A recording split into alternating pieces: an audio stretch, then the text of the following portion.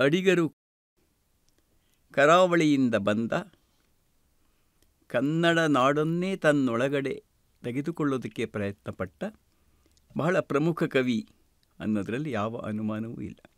ಯಾಕೆ ಕನ್ನಡ ನಾಡಿನ ಬಗ್ಗೆ ಕನ್ನಡದ ಜನವೇ ಅಂತ ಒಂದು ಪದ್ಯ ಇದೆ ಅವರದು, ಬಹಳ ಪ್ರಸಿದ್ಧವಾದ ಪದ್ಯ, ಓ ಕನ್ನಡ. ಆ ಪದ್ಯದಲ್ಲಿ ಕರಾವಳಿಯಿಂದ, ಧಾರವಾಡದಿಂದ, ಹಳೆ ಮೈಸೂರಿಂದ ಎಲ್ಲ ಕಡೆಯ ಜನಗಳು ಬರಬೇಕು ಅಂತ ಕವಿತೆ ತನ್ನನ್ನು ಅವರನ್ನು ತನ್ನಲ್ಲಿ ಆವಾಹನೆ ಮಾಡಿಕೊಳ್ಳುತ್ತೆ, ಅವರನ್ನು ಆಹ್ವಾನಿಸುತ್ತೆ. ಅವ್ರು ಹೇಳ್ತಾರೆ, ಎಲ್ಲರೂ ಕೂಡ ನನ್ನೆದೆಗೆ ಬನ್ನಿ ಅಂತ ಕರೀತಾರೆ. ಇಡೀ ಪದ್ಯದ ಸಾಲುಗಳನ್ನ ಇಲ್ಲಿ ಹೇಳ್ತಾ ಇಲ್ಲ. ನನ್ನೆದೆಗೆ ಬನ್ನಿ, ಹೊಸದನ್ನು ತನ್ನಿ, ಭಾವದಂಬೋಧಗಳ ತನ್ನಿ ಅಂತ ಕೇಳ್ಕೊಳ್ತಾ ಹೋಗ್ತಾರೆ. ಹೀಗೆ ಅಡಿಗರು ಕನ್ನಡದ ಬಹಳ ದೊಡ್ಡ ಕವಿ, ಒಂದು ಕಾವ್ಯ ಮಾರ್ಗವನ್ನೇ ಹುಟ್ಟುಹಾಕಿದ ಕವಿ, ಇತರರಿಗಿಂತ ಬಹಳ ಭಿನ್ನವಾದಂತಹ ಹಿನ್ನೆಲೆಯನ್ನು ಹೊಂದಿದ ಮತ್ತು ತಾನು ಬಂದ ಹಿನ್ನೆಲೆಯನ್ನು ಪ್ರಶ್ನಿಸಿ ಅದಕ್ಕಿಂತ ಭಿನ್ನವಾಗಿ ಬರೆಯೋದಕ್ಕೆ ಇಷ್ಟಪಟ್ಟಂಥ ಕವಿ. ಅದಕ್ಕೇ ಅವರ ಮೊದಲ ಸಂಕಲನದಲ್ಲೇ ಅವರೊಂದು ಪ್ರಶ್ನೆ ಕೇಳ್ಕೊಳ್ತಾರೆ, ನನ್ನ ನುಡಿ ಅಂತ ಅಂದ್ಕೊಂಡು.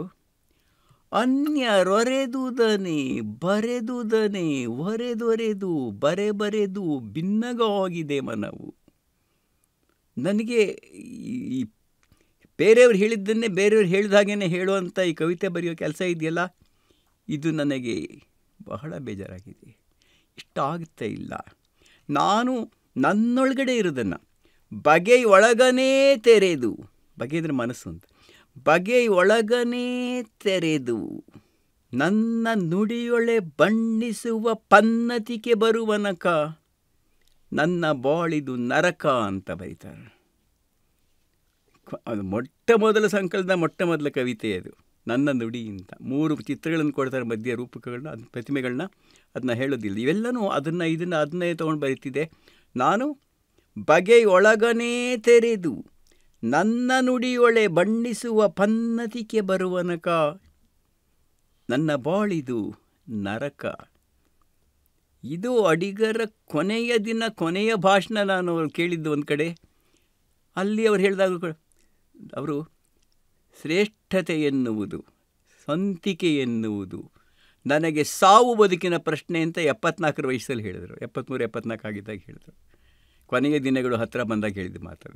ಹೀಗೆ ಬದುಕಿನುದ್ದಕ್ಕೂ ಕೂಡ ಈ ಕಾವ್ಯ ಕರ್ಮವನ್ನು, ಅಷ್ಟೇ ಅಲ್ಲ, ಆ ಕಾವ್ಯ ಕರ್ಮದಲ್ಲಿ ಚಿಂತನೆಯ ನೆವದಲ್ಲಿ ಅದಕ್ಕಿಂತ ಹೆಚ್ಚಾಗಿ ಕಟ್ಟುವ ರೀತಿಯಲ್ಲಿ ತನ್ನತನವನ್ನು ಕಂಡುಕೊಳ್ಬೇಕು ಅನ್ನೋ ಒಂದು, ಈ ತನ್ನತನದ ಸತ್ವಕ್ಕಾಗಿ ಮಾಡ್ತಕ್ಕಂಥ ಹುಡುಕಾಟ ಇದೆಯಲ್ಲ, ನಾನು ಬರೆದದ್ದು ಇತರರು ಬರೆದದ್ದಕ್ಕಿಂತ ಭಿನ್ನವಾಗಿರಬೇಕು, ಭಿನ್ನ ರೀತಿ, ಭಿನ್ನ ನೀತಿ, ಭಿನ್ನ ವಿಚಾರಗಳನ್ನು, ಭಿನ್ನ ಭಾವಗಳನ್ನು ಒಳಗೊಳ್ಬೇಕು ಅನ್ನೋ ಹಂಬಲ ಇದೆಯಲ್ಲ, ಇದು ಅಡಿಗರನ್ನು ಈ ನಿಷ್ಠೆ ಮತ್ತು ಈ ಅಪೇಕ್ಷೆ ಅವರನ್ನು ಬಹಳ ದೊಡ್ಡ ಕವಿಯಾಗಿ ಮಾಡಿತು ಅಂತ ಕಾಣುತ್ತೆ.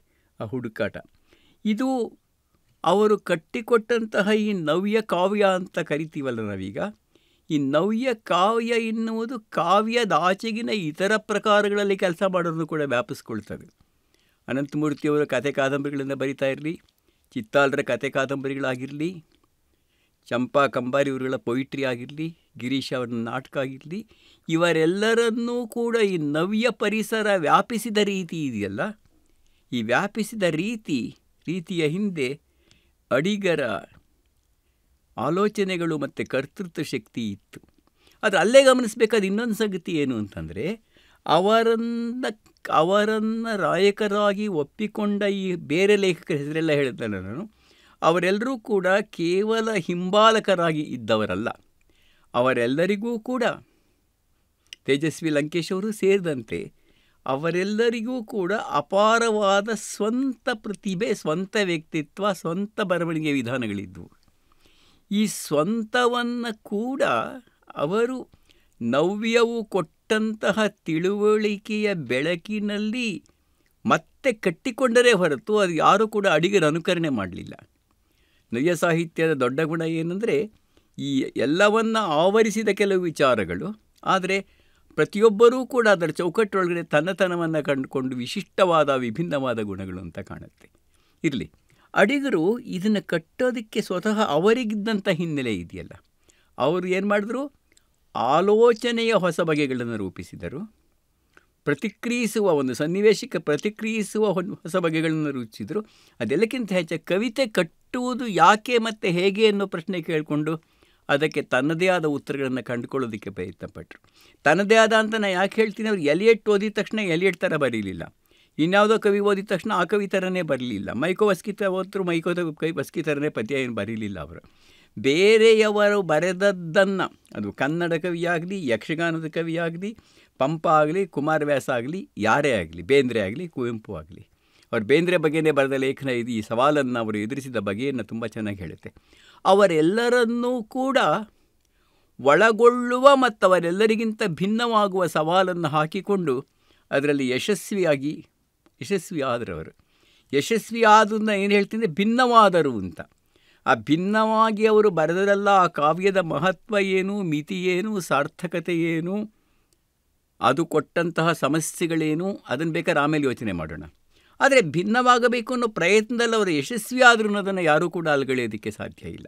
ಇದುವರೆಗೂ ಇಂಥ ಕಾವ್ಯ ಇರಲಿಲ್ಲಪ್ಪ ಅನ್ನುವ ಒಂದು ಸನ್ನಿವೇಶ ಅವ್ರ ಕಾವ್ಯ ಅಂಥ ಒಂದು ಬರವಣಿಗೆಯನ್ನು ಅವರು ಕೊಡೋದರಲ್ಲಿ ಯಶಸ್ವಿಯಾದರು.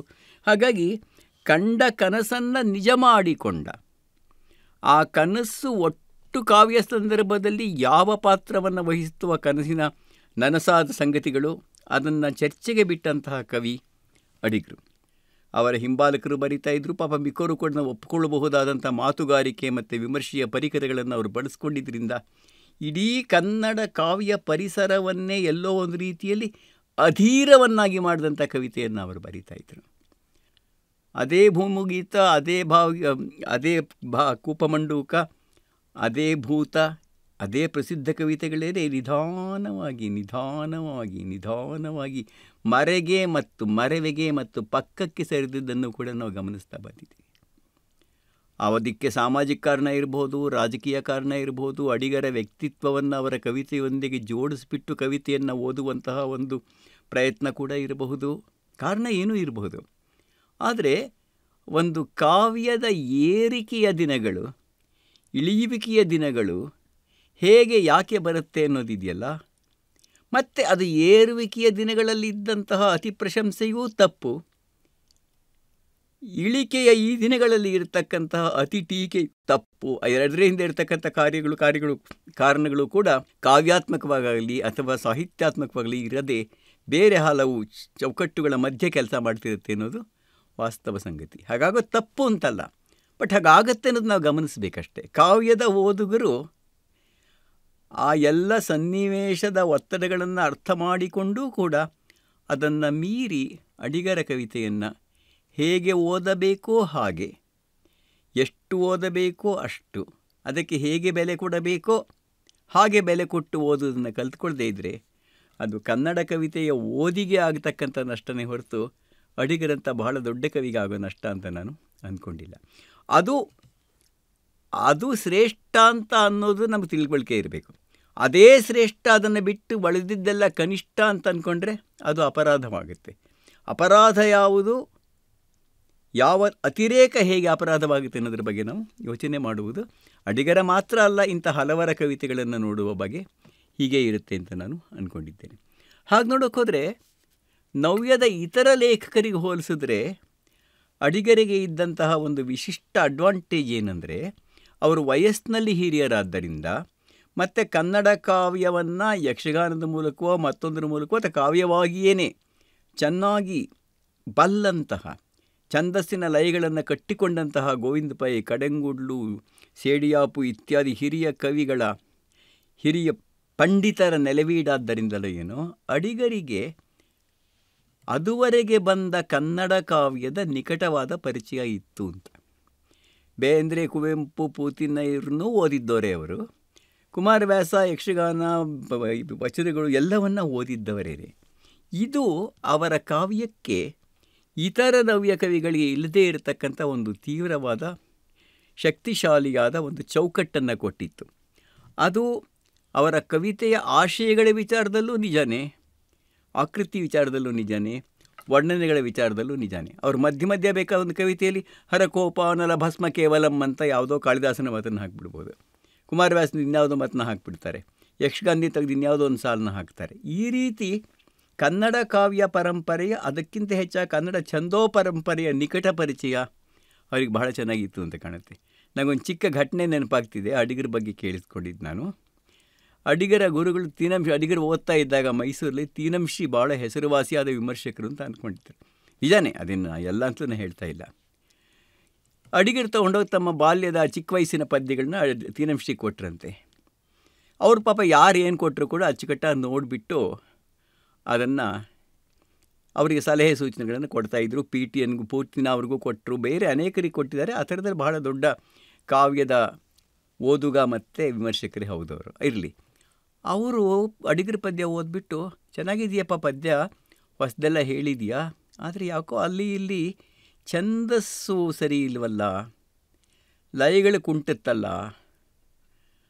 ಅಡಿಗರು ಆ ವಯಸ್ಸಲ್ಲೇ ಹೇಳಿದ್ರಂತೆ, ನೋಡಿ ಸರ್, ನನ್ನ ಕಾವ್ಯದ ವಸ್ತು ಚೆನ್ನಾಗಿಲ್ಲ ಅನ್ನಿ, ವಿಚಾರ ಚೆನ್ನಾಗಿಲ್ಲ ಅನ್ನಿ, ಪ್ರತಿಮೆ ಚೆನ್ನಾಗಿಲ್ಲ ಅನ್ನಿ, ಛಂದಸ್ ಚೆನ್ನಾಗಿಲ್ಲ, ಲಯ ಇಲ್ಲ ಅಂತ ಮಾತ್ರ ಖಂಡಿತ ಹೇಳಬೇಡಿ, ಅದರಲ್ಲಿ ನಾನು ತಪ್ಪು ಮಾಡೋಕ್ಕೆ ಸಾಧ್ಯನೇ ಇಲ್ಲ ಅಂತ ಹೇಳಿದ್ರಂತ. ಅದನ್ನ ಅವರೇ ಎಲ್ಲ ಒಂದು ಕಡೆ ದಾಖಲೆ ಮಾಡ್ಕೊಂಡಿದ್ದಾರೆ. ಅಂದರೆ ನಾನು ಹೇಳ್ತಿರೋದು, ಹಳಗನ್ನಡ ನಡುಗನ್ನಡ ಛಂದಸ್ಸಿನ ಲಯಗಳನ್ನು ಕರತಲಾಮಲಕ ಮಾಡಿಕೊಂಡೇ ಅಡಿಗರು ಬರೀತಿದ್ದರಿಂದಾನೇ ಅವರ ಮೊದಲ ದಿನಗಳ ಮತ್ತು ನಂತರದ ದಿನಗಳ ಕವಿತೆಗೆ ಒಂದು ಬಗೆಯ ಶಕ್ತಿ, ಪರಂಪರೆಯಿಂದಲೇ ದತ್ತವಾಗುವ ಒಂದು ಶಕ್ತಿ ಸಹಜವಾಗಿಯೇ ಇದೆ ಅಂತ ಅನ್ನೋದು. ಅವ್ರು ಹೊಸದು ಏನು ಮಾಡಿದ್ರು ಅದ್ರ ಹಿಂದ್ಗಡೆ, ಅದ್ರ ಕೆಳಗಡೆ ಹಳೆಯದರ ತಳಹದಿ, ಹಳೆಯದರ ಅಡಿಪಾಯ ಇರ್ತಾ ಇರ್ತದೆ. ಇದೇ ಮಾತನ್ನು ಇತರ ನವ್ಯ ಕವಿಗಳ ಬಗ್ಗೆ ಹೇಳೋಕ್ಕೆ ಸಾಧ್ಯವ ಅಂತಂದರೆ ಉತ್ತರ ನಂದು ನಕಾರಾತ್ಮಕದ ಉತ್ತರನೇ ಆಗಿರುತ್ತೆ.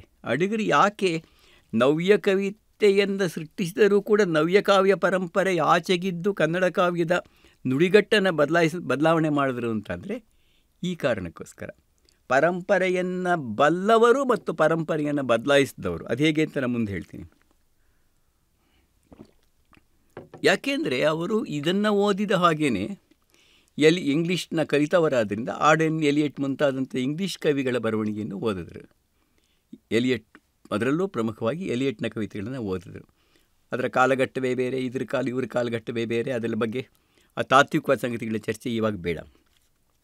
ಆದರೆ ಅಡಿಗರು ಅವರ ಮೊದಲ ಸಂಕಲನಗಳಿದೆ ನೋಡಿ, ಕಟ್ಟುವೆವು ನಾವು ಇರಬಹುದು, ಭಾವತರಂಗ ಇರಬಹುದು, ನಡೆದು ಬಂದ ದಾರಿ 3ನೇ ಸಂಕಲನ ಬರೆಯುವಾಗಲೇ ನಡೆದು ಬಂದ ದಾರಿ ಕಡೆಗೆ ದಿಟ್ಟಿಸಬೇಡ ಅಂತಲೇ ಬರೆದುಬಿಟ್ರು. ಹಿಂದಿಂದನೂ ಓಡೋಕ್ಕೆ ಹೋಗಲೇಬೇಕಾಗಿಲ್ಲ, ನೀನು ದಾರಿ ಬದಲಾವಣೆ ಮಾಡ್ಕೋಬೇಕು ನೀನು ಅಂತಲೇ ಹೇಳ್ತಾ ಇದ್ರು. ಇರಲಿ, ಅವರು ಭಾವಗೀತೆಗಳ ರಚನೆಯಲ್ಲಿ ಕನ್ನಡದ ಬೇರೆ ಯಾವ ಕವಿಯಷ್ಟೇ ಚೆನ್ನಾಗಿ ಭಾವಗೀತೆಗಳನ್ನು ಬರೆಯಬಲ್ಲವರಾಗಿದ್ದರು. ಅವರ ಮೋಹನ ಮುರಳಿಯಾಗಲಿ ಅಥವಾ ಇದು ಬಾಳು ನೋಡು ಇದ ಬಲ್ಲೆನೆಂದರೂ ಬಲ್ಲ ಜಾನರಿಲ್ಲ, ಹಲವು ತನದ ಮೈ ಮರೆಸುವ ಆಟವಿದು ನಿಜವೂ ತೋರದಲ್ಲ ಇತ್ಯಾದಿ ಎಷ್ಟೋ ಕನ್ನಡ ಭಾವಗೀತೆಗಳು ಅಡಿಗರು ಬರೆದಿರೋದು ಬೇಂದ್ರೆಯವರ, ಕುವೆಂಪು ಅವರ, ಪೂತಿನ ನರಸಿಂಹಸ್ವಾಮಿಯವರ ಭಾವಗೀತೆಗಳಿಗೆ ಸಮನಾಗೇ ಇರ್ತಕ್ಕಂಥದ್ದು. ಅಂಥದ್ದನ್ನು ಅವ್ರಿಗೆ ಬರೆಯೋಕೆ ಆಗ್ತಾ ಇರಲಿಲ್ಲ ಅಂತಲೂ ಬರೀತಿರಲಿಲ್ಲ ಅಂತಲೂ ಅಲ್ಲ. ಅವರ ದೃಷ್ಟಿಕೋನದಲ್ಲಿ ಆದ ಬದಲಾವಣೆಗಳ ಅನುಗುಣವಾಗಿ ಭಾಷೆಯನ್ನು ಕೂಡ ಬದಲಾವಣೆ ಮಾಡ್ಕೋಬೇಕು ಅನ್ನೋದನ್ನು ಅವ್ರು ಕಂಡುಕೊಂಡ್ರು, ಬದಲಾವಣೆ ಮಾಡಿಕೊಂಡ್ರು. ಅದು ತಂದುಕೊಂಡ, ಕಂಡುಕೊಂಡ, ಮಾಡಿಕೊಂಡ ಬದಲಾವಣೆಯ ಹೊರತು ಹಿಂದಿನವರ ಹಾಗೆ ಬರೆಯಲಾಗದ್ದರಿಂದ ಬಂದ ಬದಲಾವಣೆ ಅಲ್ಲ ಅದು. ಬೇಂದ್ರೆಯವರ ಕವಿತೆಯನ್ನು ಓದಿದಾಗ ಎಷ್ಟೋ ದಿನ ಬರೆಯೋಕೆ ಬರೀಲಿಲ್ಲ ನಾನು ಅಂತಾರೆ. ಯಾಕೆಂದರೆ ನನಗೆ ಅವರಿಂದ ಕನ್ನಡದ ಇನ್ನಾವ ಕವಿಯಿಂದಲೂ ಪ್ರಭಾವಿತನಾಗದ ಹಾಗೆ ಬೇಂದ್ರೆಯಿಂದ ಆಗಿದ್ದೆ. ಆದರೆ ನನಗೆ ಬೇಂದ್ರೆಯವರ ಪ್ರಭಾವವನ್ನು ಬಿಟ್ಟು ಬರಿಬೇಕಾಗಿತ್ತು. ಬಿಟ್ಟು ಬರೆಯೋದಕ್ಕೆ ನಾನು ಕಾಯಲೇಬೇಕಾಯಿತು, ಮತ್ತು ನನ್ನನ್ನು ಬಗೆದುಕೊಂಡು ಹೊಸದನ್ನು ಹುಟ್ಟಿಸ್ಕೋಬೇಕಾಯಿತು ಅಂತ ಅವರ ಮಾತನ್ನ ಹೇಳ್ತಾರೆ. ಅದು ನಿಜಾನೇ ಅಂತ ಅನಿಸುತ್ತೆ. ಹೀಗಾಗಿ ಭಾವಗೀತೆಯಿಂದ ನವ್ಯದ ಕಡೆಗಿನ ಪಯಣ ಅಂದರೆ ಏನು? ನವೋದಯ ಕಾವ್ಯ ಅಂತ ನಾವು ಯಾವುದನ್ನು ಕರಿತೀವಿ, ಅದಕ್ಕಿಂತ ನವ್ಯ ಕವಿತೆ, ಅದರಲ್ಲೂ ಕೂಡ ಅಡಿಗರ ನವ್ಯ ಕವಿತೆ ಹೇಗೆ ಭಿನ್ನ ಆಗುತ್ತೆ? ಅಡಿಗರ ಅಂತ ನಾನು ಯಾಕೆ ಹೇಳ್ತಾ ಇದ್ದೀನಿ ಅಂತಂದರೆ, ನವ್ಯಕಾವ್ಯ ಪರಿಸರ ಅಂತ ನಾವು ಯಾವುದನ್ನು ಕರಿತೀವಿ, ಅದರಲ್ಲಿ ಅಡಿಗರನ್ನು ಬಿಟ್ಟರೆ ಅಡಿಗರ ಹಾಗೆಯೇ ಬದಲಾದವರು ಬೆಳೆದವರು ಬೇರೆ ಯಾರೂ ಇಲ್ಲ. ಕಾವ್ಯವನ್ನು ತುಂಬ ಮುಖ್ಯ ಮಾಧ್ಯಮವಾಗಿ ತೆಗೆದುಕೊಂಡ ರಾಮಚಂದ್ರ ಶರ್ಮಾ, A.K. ರಾಮಂಜನ್ ಇಂಥ ಕವಿಗಳು ಕೂಡ ಸಂಪೂರ್ಣವಾಗಿ ಬೇರೆ ದಾರಿಗಳನ್ನ ಹುಡುಕಿದ್ರು, ಕಂಡುಕೊಂಡ್ರು. ಅದರ ವಿಷಯ ಇವಾಗ ಚರ್ಚೆಯ ಅವಶ್ಯಕತೆ ಇಲ್ಲ. ಆದರೆ ಮಿಕ್ಕ ಅನೇಕ ನವ್ಯ ಲೇಖಕರು, ತುಂಬ ಪ್ರತಿಭಾವಂತರಾದವರು, ಅನಂತಮೂರ್ತಿ ಚಿತ್ತಾರ್ ಇತ್ಯಾದಿ, ಲಂಕೇಶ್ ತೇಜಸ್ವಿ ಇತ್ಯಾದಿ, ಇವರೆಲ್ಲರೂ ಕೂಡ ಕಾವ್ಯವನ್ನು ಸ್ವಲ್ಪ ಪಕ್ಕಕ್ಕಿಟ್ಬಿಟ್ಟು ಕಥೆ ಕಾದಂಬರಿಗಳ ಕಡೆ ಚಲಿಸಿದ್ರು. ಅದರ ಕಾರಣ ಏನಿದೆಯೋ ಆ ಕಾರಣಗಳ ಬಗ್ಗೆ ಯೋಚನೆ ಮಾಡೋದು ಬೇಡ ಈಗ ತಕ್ಷಣಕ್ಕೆ. ಆದರೆ ಹಾಗಾಗಿ ನವ್ಯ ಸಾಹಿತ್ಯದ ಪ್ರಧಾನ ನೆಲೆ ಕವಿತೆ ಅಲ್ಲವೇನೋ ಅನ್ನೋ ತೀರ್ಮಾನಕ್ಕೆ ಬರಬೇಕಾಗುತ್ತೆ. ಹಾಗೆ ಯೋಚನೆ ಮಾಡಿದಾಗ ಅಡಿಗರ ಕವಿತೆ ಯಾಕೆ ಭಿನ್ನ ಆಯಿತು, ಹೇಗೆ ಭಿನ್ನ ಆಯಿತು, ಅವ್ರು ಹಾಕ್ಕೊಟ್ಟು ಮಾದರಿ ಯಾವ ಥರದ್ದು ಅಂತ ನೀವು ನೋಡಿದ್ರೆ ಅದುವರೆಗೂ ಬರೀತಿದ್ದಂಥ ಭಾವಗೀತಕಾರರು ಅಥವಾ ಭಾವಗೀತ ಅಲ್ಲದೇ ಇರತಕ್ಕಂಥ ನವೋದಯ ಕವಿಗಳು ಕೂಡ ನೂರಾರು ಸಾವಿರಾರು ಪದ್ಯಗಳನ್ನು ಬರಿತಾಯಿದ್ರು. ಬೇಂದ್ರೆ ಅವರ ಒಟ್ಟು ಸಂಕಲನಗಳು 30 ಚಿಲ್ಲರೆ ಇದೆ. ಕುವೆಂಪು ಅವ್ರ ಸಂಕಲನಗಳು ಹಾಗೇ ಇದೆ. ನರಸಿಂಹಸ್ವಾಮಿಯವರು ಎಷ್ಟೋ ಸಂಕಲನ ಬರೆದರು. ಪಿ ಟಿ ಅಂದು ಇದೆ. ಎಲ್ಲ ಲೇಖಕರು ಗೋಕಾಕರದು ಇಷ್ಟು ಇರುತ್ತೆ ಬೇಕಾದಷ್ಟು. ಅಂದರೆ ಕವಿತೆಯನ್ನು ಬರೆಯೋದು ಅಂದರೆ ಏನು ಅನ್ನೋ ಒಂದು ವಸ್ತು ಸಿಕ್ಕುತ್ತೆ. ಪ್ರಕೃತಿಯಲ್ಲಿ ಕಾಣೋ ಯಾವುದೋ ಒಂದು ವಸ್ತು ಮೇಲೆ ಬರೆದ ಪ್ರಕೃತಿ ಕವಿತೆ, ದೇಶಭಕ್ತಿ ಮೇಲೆ ಬರೆದ ದೇಶಭಕ್ತಿ ಕವಿತೆ, ಸಾಮಾಜಿಕ ಏರುಪೇರುಗಳ ಮೇಲೆ ಬರೆದ್ರೆ ಅದೊಂದು ಸಾಮಾಜಿಕ ಪ್ರಜ್ಞೆಯುಳ್ಳ ಸಾಮಾಜಿಕ ಕವಿತೆ, ಧರ್ಮದ ಮೇಲೆ ದೇವರ ಮೇಲೆ ಬರೆದ್ರೆ ಅದು ಧರ್ಮಕ್ಕೆ ಸಂಬಂಧಪಟ್ಟಂಥ ಕವಿತೆ. ಈ ಥರದ ಒಂದು ಕಂಪಾರ್ಟ್ಮೆಂಟಲೈಸೇಷನ್ ಆಫ್ ಥೀಮ್ ಇದೆಯಲ್ಲ, ಅದಾದಾಗ ನಿನಗೆ ಕವಿತೆ ಬರೆಯಲು ಒಂದು ವಸ್ತು ಬೇಕೇ ಹೊರತು ಕವಿತೆ ಬರೆಯಲು ಕಾರಣವೇ ನಿನಗೆ ಒಂದು ವಸ್ತು ಸಿಕ್ತು. ಯಾರೋ ಮಹಾತ್ಮ ಗಾಂಧಿ ಇದ್ದರು, ಮಹಾತ್ಮ ಗಾಂಧಿ ಬಗ್ಗೆ ತುಂಬ ಗೌರವ ಇದೆ, ಮಹಾತ್ಮ ಗಾಂಧಿ ಮೇಲೆ ಒಂದು ಪದ್ಯ ಬರೀಬೋದು. ನೆಹರು ಮೇಲೆ ಯಾಕೆ ಬರೀಬಾರ್ದು, ಅದು ಇನ್ನೊಂದು ಪದ್ಯ ಬರೀಬೋದು. ಬುದ್ಧನ ಮೇಲೆ ಬರೆಯೋದು ಬೇಡವಾ, ಅದು ಬರೀಬಹುದು. ಅದನ್ನು ಇಲ್ಲಿ ದಯವಿಟ್ಟು ಅರ್ಥ ಮಾಡ್ಕೊಳ್ಳಿ, ಅದನ್ನು ಮರಿಬೇಡಿ. ಈ ಎಲ್ಲ ಕವಿಗಳು ನಾನು ಹೇಳಿದಂಥ ವಸ್ತುಗಳ ಮೇಲೆ ಬರೆದಿರ್ತಕ್ಕಂಥ ಕವಿತೆಗಳು ಈ ಮಿತಿಗಳನ್ನು ಮೀರಿಯೇ ಶ್ರೇಷ್ಠವಾಗುವ ಹಲವಾರು ಕವಿತೆಗಳನ್ನ ಬರೆದಿದ್ದಾರೆ. ನಾನು ಪದ್ಯವನ್ನು ಸೃಷ್ಟಿಸಲು ಪ್ರೇರಣೆಯಾಗ್ತಾ ಇದ್ದಂಥ ಸಂಗತಿಗಳು ಮತ್ತು ಪದ್ಯಕ್ಕಿರ್ತಕ್ಕಂಥ ಸಂಬಂಧದ ಬಗ್ಗೆ ಹೇಳ್ತಾ ಇದ್ದೀನಿ ಅಷ್ಟೇನೇ. ಬೇಂದ್ರೆ ಅವರ ಎಷ್ಟೋ ಪದ್ಯಗಳು ಎಲ್ಲ ಚೌಕಟ್ಟುಗಳನ್ನು ಮೀರಿ, ಕುವೆಂಪು ಅವರ ಎಷ್ಟೋ ಪದ್ಯಗಳು ಈ ಗೋಡೆಗಳನ್ನು ಮೀರಿ ಒಂದಾಗಿ ತುಂಬ ಸಂಕೀರ್ಣವಾದನ್ನೇ ಹೇಳುತ್ತೆ. ಹಂಗಿಲ್ಲ ನಾವು ಬೇರೆ ಥರ ಬರೀತಿದ್ದೀವಿ ಅಂತ ನವ್ಯರು ಹೇಳಿದ್ರೂ ಕೂಡ ನವ್ಯರ ಟೀಕೆ ಟಿಪ್ಪಣಿಗಳನ್ನು ಮೀರಿ ಕೂಡ ನವೋದಯದ ಶ್ರೇಷ್ಠವಾದ ಕವಿತೆಗಳು ಬೇಕಾದಷ್ಟಿದೆ. ಅದಿರಲಿ, ಅಡಿಗರು ಏನು ಮಾಡಿದ್ರು ಅಂತಂದರೆ, ಎಲ್ಲ ನೀನು ಬರೆಯೋ ಪದ್ಯ, ನಿಂಗೆ ಪದ್ಯ ಬರೆಯೋ ಶಕ್ತಿ ಇದೆ ಅಂತ ಅಂದ್ಕೊಂಡು ನೀನು ಕಂಡದ್ರ ಮೇಲೆಲ್ಲ ಪದ್ಯ ಬರೆಯೋಕ್ಕೆ ಹೋಗಬಾರ್ದು. ಒಂದು ಪದ್ಯ ಎನ್ನುವುದು ನಿನ್ನ ಅಂತರಂಗದ ತಾತ್ವಿಕ ಒತ್ತಾಯ ಆಗಬೇಕು. ನಿನ್ನ ಅಂತರಂಗದ ಬೆಳವಣಿಗೆಗೂ ನಿನ್ನ ಅಂತರಂಗದ ದರ್ಶನ ಕ್ರಮಕ್ಕೂ ನೀನು ಏನನ್ನು ಹುಡುಕ್ತಾ ಇದ್ದ ಹುಡುಕಾಟಕ್ಕೂ ನೀನು ಬರೆಯೋ ಪದ್ಯಕ್ಕೂ ಒಂದು ಸಂಬಂಧ ಇರಬೇಕು. ಹೀಗೆ ಬರೆದ್ರೆ ಏನಾಗುತ್ತೆ, ನೀನು ಬರೆಯುವ ಹಲವು ಪದ್ಯಗಳ ನಡುವೆ ಒಂದು ವಿಚಿತ್ರವಾದ ಒಂದು ಸಂಬಂಧದ ಒಂದು ನೆಟ್ವರ್ಕ್ ಏರ್ಪಡುತ್ತೆ. ಆ ನೆಟ್ವರ್ಕ್ ಮೂಲಕ ಒಟ್ಟು ಕವಿತೆಯನ್ನು, ಅವನ ಒಟ್ಟು ಕಾವ್ಯವನ್ನು ನೋಡೋದಕ್ಕೆ ಸಾಧ್ಯ ಆಗುತ್ತೆ. ಹಾಗಾಗಿ ನೀನು ನೂರಾರು ಸಾವಿರಾರು ಪದ್ಯ ಬರೆಯೋದಲ್ಲಪ್ಪ, ನೀನು 20 ಪದ್ಯ ಬರಿ. ಅಡಿಗರು ಎಷ್ಟೋ ಪದ್ಯಗಳು ಒಂದು 10 ವರ್ಷಕ್ಕೆ 6 ಪದ್ಯ ಬರೆದಿರ್ತಾರೆ. ಅವರು ಒಂದೇ ಪದ್ಯನ 3 ವರ್ಷ ಬರೆದಿರ್ತಾರೆ. ಸ್ಫೂರ್ತಿ ಮಾತ್ರವಲ್ಲ, ಅಂತರಂಗದ ಒತ್ತಾಯ ಅನ್ನೋದು ಏಕಕಾಲದಲ್ಲಿ ಸೃಜನಶೀಲತೆ, ಬೌದ್ಧಿಕತೆ ಮುಂತಾದ ಹಲವು ನೆಲೆಗಳನ್ನು ಒಟ್ಟಿಗೆ ಇಟ್ಕೊಂಡು ಬರಿಬೇಕು. ಒಂದು ಎಮೋಷನ್ ಅಲ್ಲ. ಅವ್ರ ಕವಿತೆಯ ಸಂಕೀರ್ಣತೆಯ ಬಗ್ಗೆ ಇದೇನು ಭಾವಗೀತೆ, ಒಂದು ಸಂತೋಷದ ಪದ್ಯ, ಇನ್ನೊಂದು ವಿಷಾದದ ಪದ್ಯ, ಇನ್ನೊಂದು ಸಂಭ್ರಮದ ಪದ್ಯ, ಯಾವುದೋ ಮಿಲ್ಟ್ರಿ ಸಾಂಗ್ ಬರೀ ಲೆಫ್ಟ್ ರೈಟ್ ಎಳುಗೆಳೆಯ ಕಾಳಗಕ್ಕೆ ಮನೆ ಮಾಡಿ ಮನೆ ಮರೆಯ ಅಂಥದ್ದೇ ಒಂದು 110 ಪದ್ಯ ಬರೆದು ಬಿಡ್ಬೋದು. ದೇಶಭಕ್ತಿ ಪದ್ಯಗಳೇ ಆಗಿರುತ್ತದೆ. ಇದು ಅಕೇಷನಲ್ ಆ್ಯಂಡ್ ಇನ್ಸಿಡೆಂಟಲ್ ಪೊಯಮ್ಸ್ ಬಿಟ್ಟು ನಿನ್ನ ಡೆವಲಪ್ಮೆಂಟ್ನೇ ಹೇಳ್ತಕ್ಕಂಥ ಪದ್ಯಗಳನ್ನೇ ಕಟ್ತಾ ಹೋದರೆ ಆ ಕಾವ್ಯದ ಸ್ವರೂಪ ಹೇಗಿರುತ್ತೆ? ಆಗೇನು ಹೇಳ್ತಿದ್ರು ಅಡಿಗರು ಅಂದರೆ, ಅಡಿಗರ ಸಮಗ್ರ ಕಾವ್ಯವನ್ನು ಒಟ್ಟಾಗಿ ನೋಡಿದಾಗ ಬರ್ತಕ್ಕಂಥ ತಿಳುವಳಿಕೆ ಬೇರೆ ಥರದ್ದು. ಪ್ರಾಶೇಧಿಕ ಅವ್ರು ಎಲಿಟ್ ಮಾದರಿ ಇರ್ಬೋದು, ಬೇರೆ ಮಾದರಿ ಇರ್ಬೋದು. ಮಾದರಿ ಪರ್ಫೆಕ್ಟ್ ಹೌದೋ ಅಲ್ಲ ಅದ್ರ ಬಗ್ಗೆ ಹೇಳ್ತಾ ಇಲ್ಲ. ಆದರೆ ಈ ಒಂದು ಮಾದರಿಯನ್ನು ಅಡಿಗರು ತಂದರು. ಅದರಲ್ಲೂ ಅವರು ನವ್ಯ ಕಾವ್ಯಕ್ಕೆ ಮನಸ್ಸನ್ನು ತೆತ್ತು ಬರಿತಾ ಇದ್ದ ದಿನಗಳಲ್ಲಿ ಅಡಿಗರ ಸಮಗ್ರ ಕಾವ್ಯ ಇದೆಯಲ್ಲ, ಇದರಲ್ಲಿ ಒಟ್ಟು ಪದ್ಯಗಳ ನಂಬರ್ ತಗೊಂಡು ಮೊದಲ ಸಂಕಲನಗಳ ಪದ್ಯಗಳು ಎಷ್ಟು, ಆಮೇಲೆ ಕೊನೆಯಲ್ಲಿ ದಿನಗಳಲ್ಲಿ ಸ್ವಲ್ಪ ಬೇರೆ ಥರ ಬರೆಯೋಕ್ಕೆ ಶುರು ಮಾಡಿದ ಪದ್ಯಗಳು, ಚಿಂತಾಮಣಿಯಲ್ಲಿ ಕಂಡ ಮುಖದಿಂದ ಆಚೆಗಿನ ಪದ್ಯಗಳು ಎಷ್ಟು ಅಂತ ತಗೊಂಡ್ಬಿಟ್ಟು ನಿಜಕ್ಕೂ ನವ್ಯ ಅನ್ನಬಹುದಾದ ಚಂಡೆಮದ್ದಲೆ, ಭೂಮಿಗೀತ, ದೆಹಲಿಯಲ್ಲಿ ಈ ಥರ ಕೆಲವು ಸಂಕಲನ ತೊಗೊಂಡು ನೋಡಿದ್ರೆ ಆ ಅವಧಿಯಲ್ಲಿ ಒಂದು 20-30 ವರ್ಷದಲ್ಲಿ 40 ಪದ್ಯ ಬರ್ತಿಲ್ಲ ಅವರು ಅಂತ ಗೊತ್ತಾಗತ್ತೆ ನಮಗೆ. ಮತ್ತು ಆ ಪದ್ಯಗಳೆಲ್ಲವೂ ಕೂಡ ದೀರ್ಘವಾಗಿರ್ತಾ ಇತ್ತು. ಭೂಮಿಗೀತವಾಗಲಿ, ಕೂಪಮಂಡೂಕವಾಗಲಿ ಅಥವಾ ಭೂತವಾಗಲಿ ಅನೇಕ ಪುಟಗಳಲ್ಲಿ ಹರಿತಾ ಇದ್ದಂಥ ಕವಿತೆಗಳು. ಮತ್ತು ಆ ಕವಿತೆಗಳೆಲ್ಲವೂ ಕೂಡ ಗದ್ಯ, ಪದ್ಯ, ನಾಟಕೀಯತೆ ಇವೆಲ್ಲದರ ಲಯಗಳನ್ನು ಏಕಕಾಲದಲ್ಲಿ ಬಳಸುತ್ತಿದ್ದಂಥ ಪದ್ಯಗಳವು. ಮತ್ತು ಆ ಪದ್ಯಗಳ ನಡುವೆ ಒಂದು ಕಥನ ಅಂತ ನಾವು ಯಾವುದನ್ನು ಕರಿತೀವಿ, ನೆರೇಷನ್ ಅಂತ ಯಾವುದನ್ನು ಕರಿತೀವಿ, ಒಂದು ಕತೆ ಹೇಳಿದಂತೆ ಡೆವಲಪ್ ಆಗ್ತಾ ಹೋಗ್ತಕ್ಕಂಥ ಪದ್ಯಗಳಿದೆಯಲ್ಲ, ಆ ಥರದ ಪದ್ಯಗಳಲ್ಲ. ಕವಿತೆಯ ಉದ್ದೇಶ ಹೇಳುವುದಲ್ಲ, ಕಟ್ಟುವುದು ಅಂತ. ಅಡಿಗರ ಮಾಸ್ತಿಯವ್ರನ್ನ ಕೇಳಿದ್ರೆ ಕವಿತೆಯಲ್ಲಿ ಅರ್ಥ ಆಗಬೇಕು ಅಂತ ನೀವು ಕೇಳಬೇಡಿ, ಅರ್ಥ ಇರಬೇಕು ಅಂತ ಕೇಳಿದ್ರೆ, ಅರ್ಥ ಇರುವ ಕವಿತೆಯನ್ನು ಕಟ್ಟುವುದು ಅಂದರೆ ಅವರ ಥಿಯರಿ ಅಂತಂದರೆ, ನಿಮಗೆ ಭಾಷೆ ಇದೆ, ಶೈಲಿ ಇದೆ ಅಂತಂದರೆ ಎಲ್ಲ ಶೈಲಿಯೂ ಎಲ್ಲ ಕವಿತೆಗೂ ಹೊಂದ್ಕೊಳ್ಳೋದಿಲ್ಲ. ಒಂದು ಕವಿತೆಯ ಒಂದು ಭಾಗಕ್ಕೆ ಒಂದು ಶೈಲಿಯಲ್ಲಿ ನೀನು ಕವಿತೆಯನ್ನು ಕಟ್ಟಿದ್ರೆ ಅದೇ ಕವಿತೆಯ ಮುಂದಿನ ಭಾಗ ಬೇರೆ ಥರದಿರ್ಬೋದು. ನೀವು ಕೃಷ್ಣನ ಕೊಳಲು ಇಂಥ ಪದ್ಯ ನೋಡಿದ್ರೆ, ಕೃಷ್ಣನ ಕೊಳಲಿನ ಮೊದಲ 3 ಪುಟಗಳು, ನಂತರದ 2 ಪುಟಗಳ ಭಾಗ ಹಿಂಗೆ ಬದಲಾವಣೆ ಆಗುತ್ತೆ ಅಂತ ನೋಡಿ. ಲಯವೇ ಬದಲಾವಣೆ ಆಗುತ್ತೆ, ಅದನ್ನ ಹೇಳುವ ರೀತಿಯೇ ಬದಲಾವಣೆ ಆಗುತ್ತೆ. ಇದ್ದಕ್ಕಿದ್ದ ಹಾಗೆ ಶ್ಯಾಮಲ ತಮಾಲ ಛಾಯೆ ಅಂತ ಶುರುವಾಗುತ್ತೆ ಒಂದು ಭಾಗ. ಇದೆಲ್ಲ ಒಂದೇ ಪದ್ಯ ಅಂತ ಅವ್ರು ಹೇಳ್ತಾರೆ. ಇದು ಒಂದೇ ಪದ್ಯ ಅವಶ್ಯಕತೆ ಇದು. ನೀವು ಪದ್ಯವನ್ನು ಸರಿಯಾಗಿ ಗಮನಿಸಿದಾಗ, ಅದರ ಕಟ್ಟೋಣ ಮತ್ತು ಹೇಳೋಣಗಳ ನಡುವಿನ ಸಂಬಂಧವನ್ನು ಗಮನಿಸಿದಾಗ, ಅದು ಕಟ್ಟಿಕೊಡುವ ಅರ್ಥದ ವಲಯಗಳನ್ನು ಗಮನಿಸಿದಾಗ ಪದ್ಯದ ಸಾಲು ಹಾಗೇ ಇರಬೇಕು, ಈ ಸಾಲು ಹೀಗೇ ಇರಬೇಕು ಅಂತ ನಿಮಗೆ ಗೊತ್ತಾಗುತ್ತೆ ಅಂತ ಹೇಳ್ತಾ ಇದ್ದರು.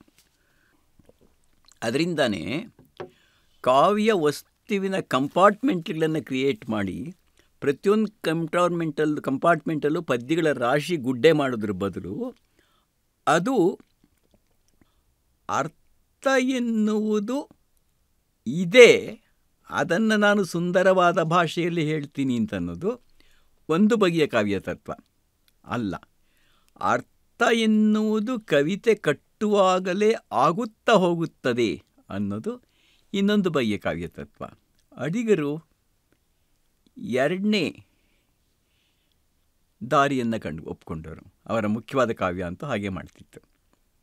ಆ ಕಟ್ಟುವಿಕೆ ಕೂಡ ನಿನ್ನ ಒಳಮನಸ್ಸಿನಿಂದ ಮತ್ತು ಹೊರಮನಸ್ಸಿನಿಂದ ಅವುಗಳ ಸಂಯೋಜನೆಯಿಂದ ಆಗುತ್ತೆ ಹೊರತು ನಿಂಗೆ ಅನಿಸಿದ್ದನ್ನೆಲ್ಲ ಗದ್ಯದಲ್ಲಿ ಬರೆಯೋದಲ್ಲ. ಅದೊಂದು ಫಣಿ ಅಂತಂದು ಪದ್ಯ ಇದೆ. ನಾವೊಂದು ಸಲ ಅಡಿಗರ ಮನೆಗೆ ಹೋದಾಗ ಅವ್ರ ಪದ್ಯಗಳನ್ನು ರೆಕಾರ್ಡ್ ಮಾಡಿಕೊಳ್ಳೋಣ ಅನ್ನೋ ಆಸೆ ಇಟ್ಕೊಂಡು ಹೋಗಿದ್ದೆ ನಾನು. ತಾರುಣ್ಯದ ದಿನಗಳಲ್ಲಿ ಒಂದು ಟೇಪ್ ರೆಕಾರ್ಡರ್ ತೊಗೊಂಡ್ಬಿಟ್ಟು ಅವ್ರ ಮನೆಗೆ ಹೋಗಿಬಿಟ್ಟು, ನನಗಿಷ್ಟವಾದ ಪದ್ಯಗಳ ಕೆಲವನ್ನು ಹೇಳಿ ಸರ್ ಅಂತ ಕೇಳಿದೆ. ಅವ್ರ ಪಾಪ ಓದಿದ್ರು, 1 ಗಂಟೆ 1.5 ಗಂಟೆ ಓದಿದ್ರು ಕೆಲವು ಪದ್ಯಗಳನ್ನ. ಆವಾಗ ನಾನು ಫಣಿ ಅನ್ನೋ ಪದ್ಯ ಓದಿ ಸರ್ ಅಂತ ಕೇಳಿದೆ. ನಂಗೆ ಭಾಳ ಇಷ್ಟವಾದ ಪದ್ಯ.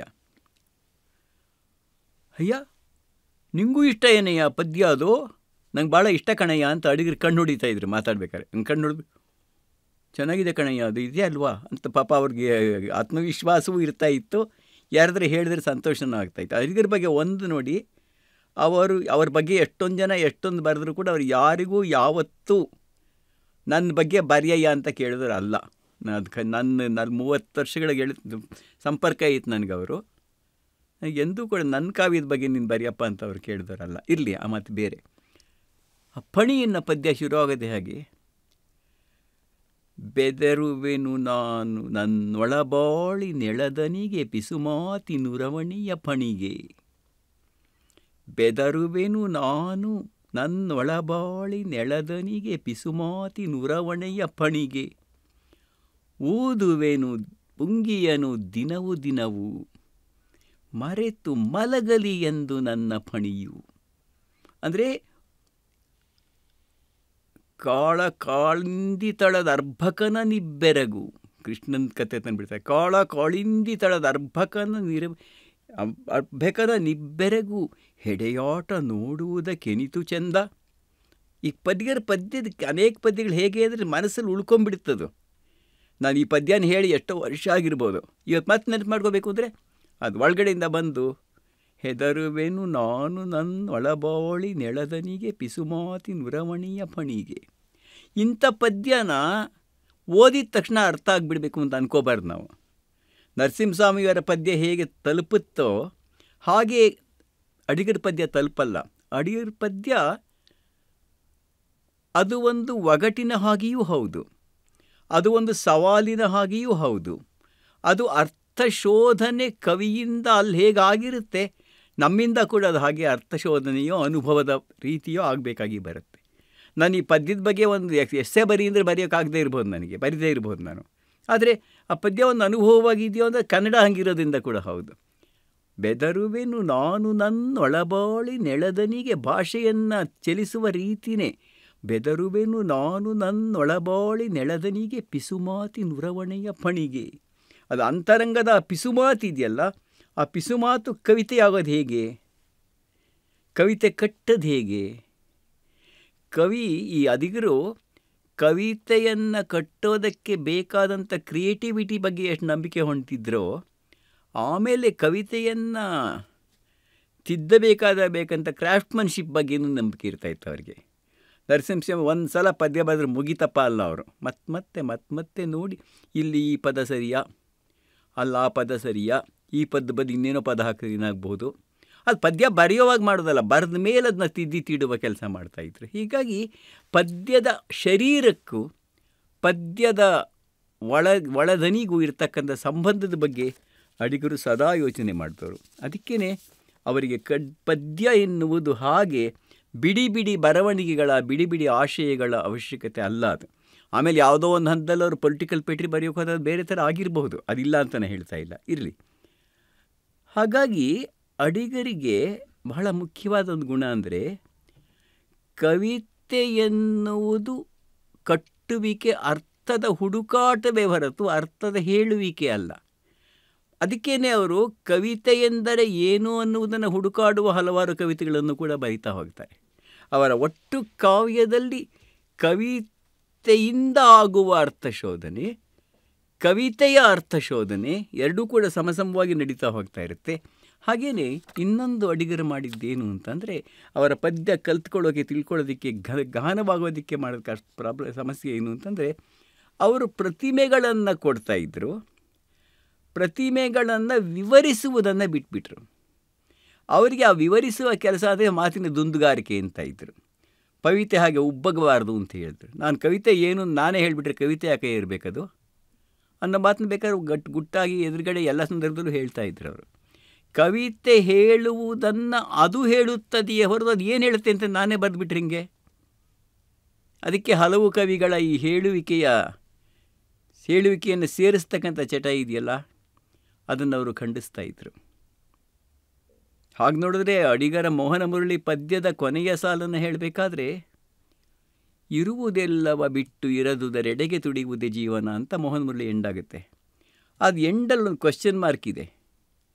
ಅಡಿಗೆ ಇಡುವುದೆಲ್ಲವ ಬಿಟ್ಟು ಇರುವುದೆದರಿಗೆ ಜೀವನ, ಆಟೋಗ್ರಾಫ್ ಬರ್ಕೊಡಿ ಹಂಗೆ ಹೇಳಿದಾರೆ ಅಲ್ವೇ ಇಲ್ಲ. ಇದು ನನ್ನ ತೀರ್ಮಾನವಲ್ಲ, ನನ್ನೊಳಗಡೆ ಉಳಿದಿರತಕ್ಕಂಥ ಪ್ರಶ್ನೆ, ಇಸ್ ದಿಸ್ ಲೈಫ್ ಅಂತ ಅನ್ಕೋತಾರೆ. ಹೀಗಾಗಿ ಅಡಿಗರು ಹಾಗೆ ತೀರ್ಮಾನಗಳನ್ನು ಕೊಡುವಂಥ ಕವಿತೆಯನ್ನು ಬರೆದವರು ಅಲ್ಲ. ಪ್ರತಿಮೆಗಳ ಬಳಕೆ ಮತ್ತು ಒಂದು ಕವನಕ್ಕೂ ಇನ್ನೊಂದು ಕವನಕ್ಕೂ ಇರತಕ್ಕಂತಹ ಅಂತರಗಂಗೆಯಂತಹ ಸಂಬಂಧಗಳು, ಈ ಸಂಬಂಧಗಳನ್ನು ಹುಡುಕಾಟ ಮಾಡಿದೆ ಆ ಪದ್ಯನ ಬಿಡಿಯಾಗಿ ಓದ್ತಿದ್ರೆ ನಮಗೇನು ಸಿಗೋದಿಲ್ಲ, ಹೆಚ್ಚಿಗೆ ಸಿಗೋದಿಲ್ಲ. ಸಿಗಲ್ಲ ಅಂತಲ್ಲ, ಅದಕ್ಕೆ ಹೆಚ್ಚಿಗೆ ಸಿಗೋದಿಲ್ಲ.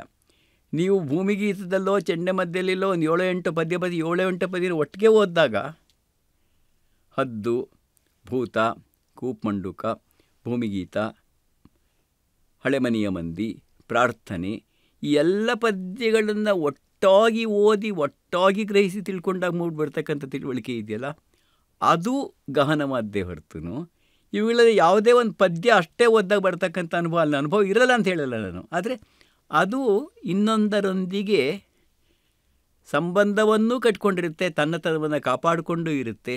ಅದರಿಂದನೇ ಅಡಿಗರ ಮತ್ತು ನವ್ಯ ಕವಿಗಳ ಕವಿತೆಗಳನ್ನು ಓದುವ ರೀತಿಯೇ ಸ್ವಲ್ಪ ಭಿನ್ನವಾಗಬೇಕು ಅಂತ ಅನಿಸೋದು. ಈ ಮಾತು ರಾಮಚಂದ್ರ ಶರ್ಮ ಮತ್ತು ರಾಮಾನುಜನ್ ಅವರಿಗೂ ಕೂಡ ಬೇರೆ ಬೇರೆ ರೀತಿಯಲ್ಲಿ ಅನ್ವಯ ಆಗುತ್ತೆ. ಇನ್ನೊಂದು ಅಡಿಗರ ಕವಿತೆಯಲ್ಲಿ ಮತ್ತೆ ಹೇಳ್ತಕ್ಕಂಥ ಮಾತು ಅಂದರೆ, ಅವರ ಬಾಹಿರಂಗದ ಮಾತುಗಳು ಹೇಗೇ ಇರಲಿ, ಅವರ ಕಾವ್ಯ ಕೂಡ ಯಾವಾಗಲೂ ಕೂಡ ಸಂಪ್ರದಾಯವನ್ನಾಗಲಿ, ಪರಂಪರೆಯನ್ನಾಗಲಿ, ಪ್ರಾಚೀನ ಚಿಂತನೆಯನ್ನಾಗಲಿ, ಮಕ್ಕಿ ಕಾಮಕ್ಕಿ ಸಂಪೂರ್ಣವಾಗಿ ಒಪ್ಪಿಕೊಂಡಂಥ ಕಾವ್ಯ ಅದು ಖಂಡಿತವಾಗಲೂ ಅಲ್ಲ. ಅವರು ರಾಜಕೀಯದ ಕವಿತೆಗಳನ್ನು ಬರೆದಾಗಿನ ಮಾತನ್ನ ಹೇಳ್ತಾ ಇಲ್ಲ.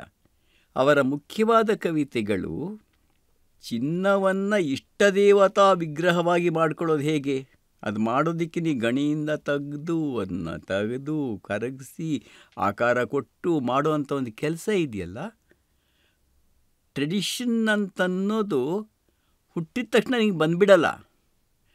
ಟ್ರೆಡಿಷನ್ ಅನ್ನೋದು ನೀನು ಒಳಗೊಳ್ಳುವಂತಹ ಸಂಗತಿ. ಟ್ರೆಡಿಷನ್ ಕೆನಾಟ್ ಬಿ ಇನ್ಹೆರಿಟೆಡ್ ಅಂತ, it has to be acquired ಅಂತ ಒಂದು ಮಾತಿದೆ.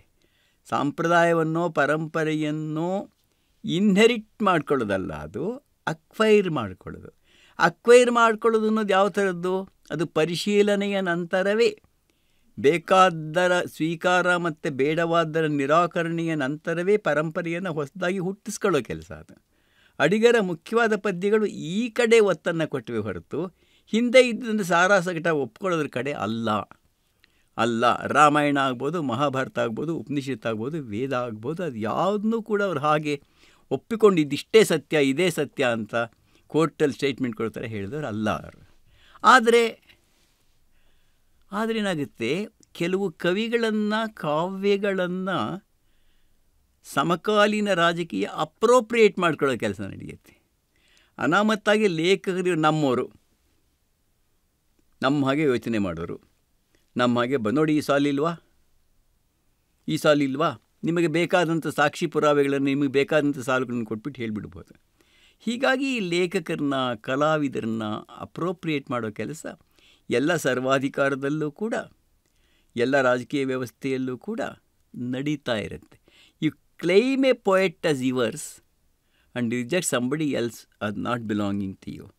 ಬಟ್ ಈ ಒಂದು ಆಯ್ಕೆ ಮತ್ತು ನಿರಾಕರಣೆಗಳ ರಾಜಕೀಯ ಇದೆಯಲ್ಲ, ಅದು ಒಬ್ಬ ನಿಜವಾದ ಕವಿಗೆ ಮಾಡಬಹುದಾದಂಥ ಅನ್ಯಾಯಗಳ ಬಗ್ಗೆಯೂ ಒಂದು ತಿಳುವಳಿಕೆ ಇರಬೇಕು ಅಂತ ಕಾಣುತ್ತೆ.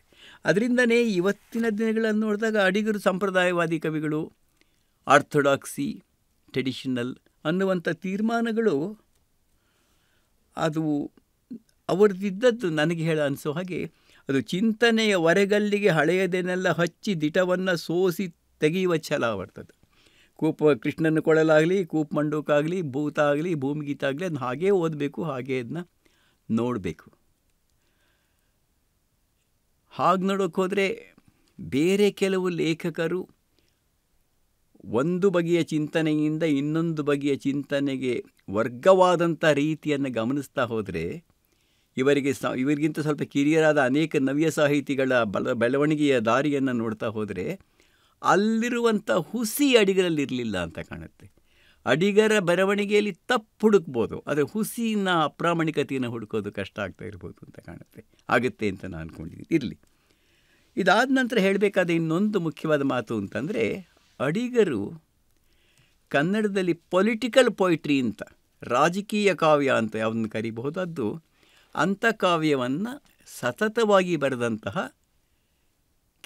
ಕೆಲವು ಕವಿಗಳಲ್ಲಿ, ಬೆರಳೆಣಿಕೆಯ ಕವಿಗಳಲ್ಲಿ ಒಬ್ಬರು. ಪೊಲಿಟಿಕಲ್ ಪೊಯಿಟ್ರಿ ಅನ್ನೋದನ್ನು ಬರೆದವರು ಪಾಲಿಟಿಕ್ಸ್ನ ವಸ್ತುವಾಗಿ ಮಾಡಿಕೊಂಡು ಪ್ರಜಾಪ್ರಭುತ್ವದ ಬಗ್ಗೆನೋ, ಗಣರಾಜ್ಯೋತ್ಸವದ ಬಗ್ಗೆನೋ, ಸ್ವಾತಂತ್ರ್ಯೋತ್ಸವದ ಬಗ್ಗೆನೋ ಅನೇಕರ ಪದ್ಯ ಬರೆದಿರ್ಬೋದು, ಸೋಷಿಯಲ್ ವಿಷನ್ ಇರ್ಬೋದು.